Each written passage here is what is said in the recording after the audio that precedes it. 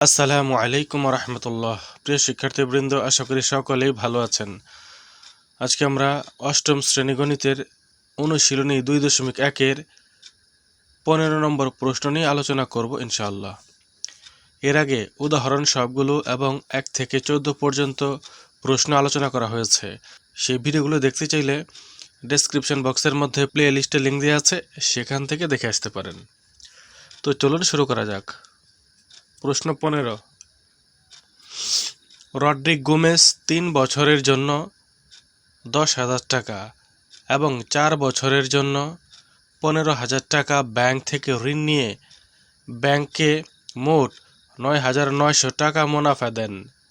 উভয় ক্ষেত্রে মুনাফার হার সমান হলে মুনাফার হার নির্ণয় করো। আমাদের মুনাফার হার নির্ণয় করতে হবে।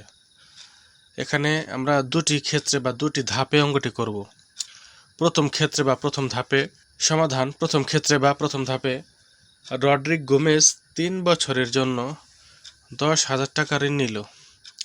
রড্রিগ গোমেজ 3 বছরের জন্য 10,000 টাকা নিল। আমরা জানি আই ইকুয়াল টু পিআরএন, এটা কিন্তু আমরা সবাই জানি আই ইকুয়াল টু পিআরএন। সেই প্রতীকগুলো না লিখে সেগুলোর বাংলাগুলো লিখে দিলাম। আই দিয়ে মুনাফা বোঝায়, পি দিয়ে আসল বোঝায়, আর দিয়ে মুনাফার হার, এন দিয়ে সময় বোঝায়। তো বাংলা প্রতীকগুলো লিখে দিলাম। আই ইকুয়াল টু পিআরএন যে কথা, মুনাফা ইকুয়াল টু আসল ইন্টু মুনাফার হার ইন্টু সময় একই কথা। এখন আসল হচ্ছে 10,000, এই যে 10,000। মুনাফার হারই লিখে দিলাম, কারণ মুনাফার হার আমরা জানি না। সময় 3 বছর, এই যে সময় 3 বছর লেখা আছে। এবার যেহেতু 3টাই গুণ অবস্থায় রয়েছে, তো 3 আর 10,000 গুণ দেওয়া যায়। 3 আর 10,000 গুণ দিলে হয় 30,000, সাথে মুনাফার হার থেকে যাবে। 3 আর 10,000 গুণ দিলে কত হয়? 30,000, মুনাফার হার সাথে রইল। আবার দ্বিতীয় ক্ষেত্রে বা দ্বিতীয় ধাপে রড্রিগ গোমেজ 4 বছরের জন্য 15,000 টাকা ঋণ নিল। এই যে প্রশ্ন বলা আছে 4 বছরের জন্য 15,000 টাকা ব্যাংক থেকে নিল, এটা দ্বিতীয় ধাপে। তো আমরা জানি আই ইকুয়াল টু পিআরএন, তো সেই ইংরেজি প্রতীকগুলো না লিখে সেগুলোর বাংলাগুলো আমরা লিখে দিলাম। ওই প্রতীকগুলো দ্বারা যেটা বোঝায় সেটা লিখে দিলাম। আই দিয়ে মুনাফা বোঝায়, পি দিয়ে আসল, আর দিয়ে মুনাফার হার, এন দিয়ে সময় বোঝায়, সেগুলো লিখে দিলাম। এবার আসলের বরাবর 15,000 লিখবো, এই যে 15,000। মুনাফার হার এটা লিখে দেব, সময় 4 এটা লিখে দেব। এগুলো আমরা এখান থেকে লিখে দেব। এবার 4 দিয়ে 15,000কে গুণ দিলে হয় 60,000। 4 15 60, 4 15 60,000, মুনাফার হার সাথে থেকে যাবে। প্রথম ক্ষেত্রে আমরা কি পেলাম? 30,000 গুণ মুনাফার হার, 30,000 গুণ মুনাফার হার। আবার দ্বিতীয় ক্ষেত্রে কি পেলাম? 60,000 গুণ মুনাফার হার। প্রথম ক্ষেত্রে 30,000 গুণ মুনাফার হার, দ্বিতীয় ক্ষেত্রে 60,000 গুণ মুনাফার হার। এখন আমরা দ্বিতীয় পেজে চলে যাব। পরের পেজে আসলাম। প্রশ্ন মতে 30,000 গুণ মুনাফার হার, তারপর যোগ 60,000 গুণ মুনাফার হার সমান 9,900।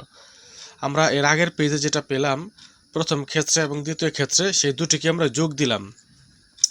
প্রথম ক্ষেত্রে যেটা পেয়েছিলাম সেটা যোগ দ্বিতীয় ক্ষেত্রে যেটা পেয়েছিলাম সেটাই, দুটো যোগ দিলাম সমান 9,900। এটা আমরা লিখলাম। 9,900 কোথায় পেলাম? এই যে প্রশ্নে বলা আছে 9,900 টাকা মুনাফা দেন। 9,900 টাকা মুনাফা দেন। দুইবারে এই টাকাগুলো নেওয়ার পরে তো 9,900 টাকা মুনাফা দেন। তো এই জন্য আমরা সমানের পরে 9,900 টাকা লিখলাম, আর দুটি আমরা বাম পাশে এভাবে লিখে দিলাম। এখন আমরা কি করব? মুনাফার হার এ পাশেও রয়েছে, এ পাশেও রয়েছে, এ পাশেও রয়েছে, এ পাশেও রয়েছে মুনাফার হার। এখন আমরা কমন নিব, মুনাফার হার কমন নিব। মুনাফার হার এখন আমরা এই যে কমন নিলাম। তো মনে রাখবেন, যেটা কমন নিতে হয় বা যেটা কমন নেয় সেটা দিয়ে ভাগ দিতে হয়। মুনাফার হার এখানেও রয়েছে, এখানেও রয়েছে, এই জন্য মুনাফার হার আমি এখানে কমন নিয়েছি। এই মুনাফার হার দিয়ে এই অংশটাকে ভাগ দিব, আবার মুনাফার হার দিয়ে এই অংশটাকে ভাগ দিব। মুনাফার হার দিয়ে এই অংশটাকে ভাগ দিলে কি হয়? মুনাফার হার কাটা যাবে। মুনাফার হার কি যাবে? কাটা যাবে। তাহলে কি থাকবে? 30,000 রয়ে গেল। আবার মুনাফার হার দিয়ে এই অংশটাকে ভাগ দিব, ভাগ দিলে মুনাফার হার কাটা যাবে, 60,000 এখানে লিখে দিব। আশা করি এতটুকু বুঝতে পেরেছেন। আর সমানের ডান পাশে 9,900 ছিল, সেটা লিখে দিলাম। এখন আমরা কি করব, মুনাফার হার এখানে থাকবে এই দুটি যোগ 60,000 যোগ 30,000, দুটি যোগ করলে হয় 90,000, 90,000 লিখে দিলাম। আর এই যে ব্র্যাকেটের মানে হচ্ছে গুণ, কিন্তু এখানে আর ব্র্যাকেট দেব না, এখানে গুণ চিহ্ন দেব। গুণের যে 5টি রূপ রয়েছে এক এক জায়গায় এক এক রূপ বসে, এখানে আমরা ব্র্যাকেট না দিয়ে এখানে গুণ চিহ্ন দিয়ে দেব। মুনাফার হার গুণ 90,000, আর এই পাশে হচ্ছে 9,900। এখন মুনাফার হার আমরা বাম পাশে রেখে দিলাম। আর এই যে মুনাফার হারের সাথে 90,000 রয়েছে, 90,000 গুণ অবস্থায় রয়েছে, এই 90,000কে ডান পাশে ভাগ দিয়ে দেব। গুণ অবস্থায় থাকলে পক্ষান্তর করতে গেলে, পক্ষ চেঞ্জ করতে গেলে ভাগ হয়ে যায়। 90,000 ডান পাশে গিয়ে ভাগ হয়ে যাবে। এই যে ভাগ হয়ে গেছে, অর্থাৎ নিচে দিয়েছি ভাগ হয়ে গেছে। মুনাফার হার এই পাশে লিখে 90,000 ভাগ করে দিব, এখানে ভাগ হয়ে গেছে 90,000। এখন আমরা এখানে একটু কাটাকাটি করব, মানে ভাগ করব। 9,900কে আর 90,000কে একটু ভাগ করব। কত দিয়ে করব সেটা দেখি। কেটে দিলাম, 9,900কে কেটে দিলাম এবং নিচে 90,000কে কেটে দিলাম। কত দিয়ে কাটবো বা ভাগ দিব, সেটা হচ্ছে 100 দিয়ে। কত দিয়ে? 100 দিয়ে। 9,900কে 100 দিয়ে, 90,000কে 100 দিয়ে। 90,000কে 100 দিয়ে ভাগ দিলে হয় 900, 9,900কে 100 দিয়ে ভাগ দিলে হয় 99। তো লব হরকে একই সংখ্যা দিয়ে কাটতে হয়, লব হরকে একই সংখ্যা দিয়ে ভাগ করতে হয়। কাটাকাটি মানে হচ্ছে ভাগ। তো আমরা 100 দিয়ে দুটোকে ভাগ করলাম, আমরা 100 দিয়ে দুটিকে ভাগ করলাম। এখন আবার এই দুটিকে কাটা যাবে, 99 আর 900কে কাটা যাবে। কত দিয়ে কাটলাম? আমরা 9 দিয়ে। 99কেও 9 দিয়ে ভাগ করলাম, 900কেও 9 দিয়ে ভাগ করলাম, মানে কাটাকাটি করলাম।